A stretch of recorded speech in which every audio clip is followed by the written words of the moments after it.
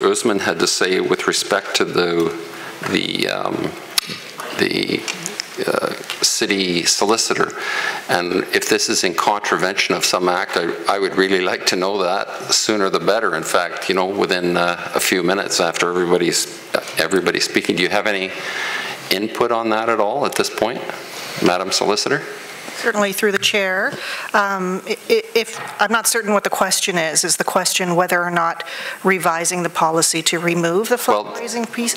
No, the deputation from former MPP and Minister Michael Chan indicated what we were doing, I believe, was illegal or in contravention of some act. Well, you know, I'm not talking to you right now. I'm talking to the solicitor, but I wouldn't mind input. I wouldn't mind input from Councillor Usman, because he was the one that brought that up. Well, thank you.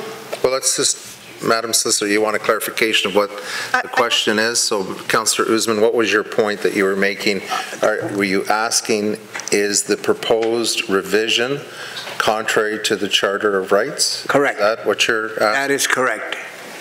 That's what I'm asking, that from what I understand, and I think Michael Chan said it, that under Section 27 of the Charter of Rights, because it says freedom of race, religion, etc., that this be contravening that Charter of Rights. So if that is what it is, we can't sit here and do things which are against the Charter that was enunciated very clearly by the ex-minister.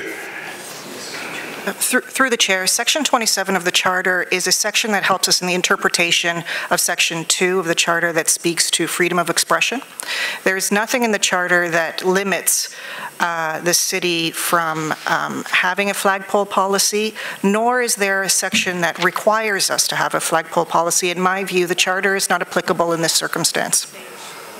Well, sorry, maybe I should rephrase it. I think what the minister was saying is that because he had assumed that we are voting on disallowing raising of flag. So what he's saying is when you take away that, I guess, right of an individual, that would be against the Charter.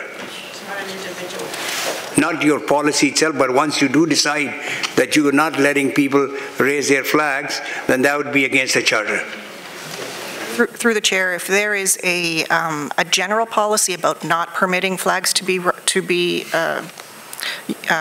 raised in the flagpole, generally without identifying any particular nation, I don't think that that would be a breach. If there is a specific flag that we do not permit to be flown, but still falls